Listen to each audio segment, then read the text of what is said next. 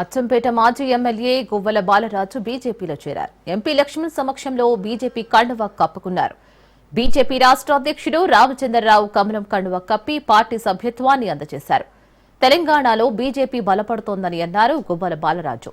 బీజేపీని ఎగతాళి చేసిన బీఆర్ఎస్ పరిస్థితి జీరోకి చేరిందని అన్నారు. తనపై నిందలు వేస్తారనే ముందుగానే చెప్పలేదని అన్నారు. మోదీ నాయకత్వాన్ని ప్రపంచం ఆదర్శిస్తోందని, దేశ ప్రజలు స్వాగతిస్తున్నారని కూడా చెప్పుకొచ్చారు.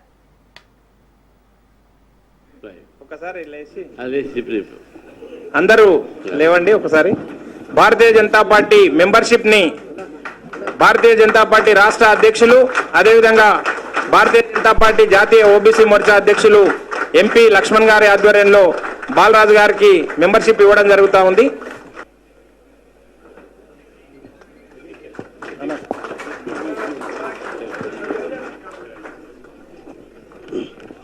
కరుడు గట్టిన దేశభక్తి కలిగినటువంటి ఎంతో మంది ఎస్సీ, ఎస్టీ, బీసీ, మరి ముఖ్యంగా మైనారిటీ సోదర సోదరిమణులు కూడా ఈరోజు బీజేపీ వైపు చూస్తుండడానికి ఏకైక కారణం నరేంద్ర మోడీ గారి నాయకత్వం.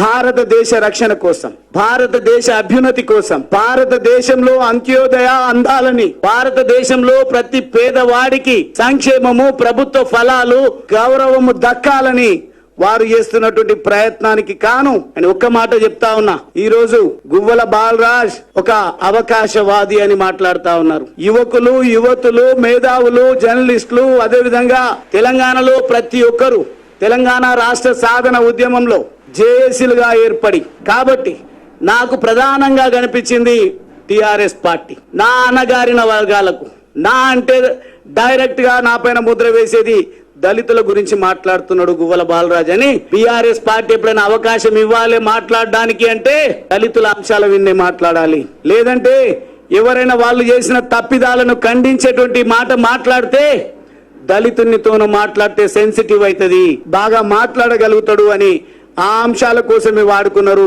కానీ నాకు కనిపించింది టిఆర్ఎస్ పార్టీ సిద్ధాంతకర్త మహనీయులు ప్రొఫెసర్ జయశంకర్ గారి ఆశయ సాధన, ఈ అంశాలన్నింటినీ కూడా పరిగణలోకి తీసుకున్నప్పుడు వారే టిఆర్ఎస్ కు సిద్ధాంతకర్త కాబట్టి, ఆయన ఒక త్యాగధనుడు కాబట్టి ఆ పార్టీలో మనం చేరిపోదామని సొంతంగా నిర్ణయం తీసుకున్న తప్ప కొంతమంది మాట్లాడుతున్నారు గువ్వల బాలరాజ్ కు అవకాశం ఇచ్చినామని. గువ్వల బాలరాజ్ అవకాశాలు వెతుక్కొని ప్రజాసేవ కోసం వచ్చిండు. గువ్వల బాలరాజ్ ఎదగడానికి కాదు అనేది ఈ రోజు మీ ముందు కూడా స్పష్టం చేస్తా ఉన్నా.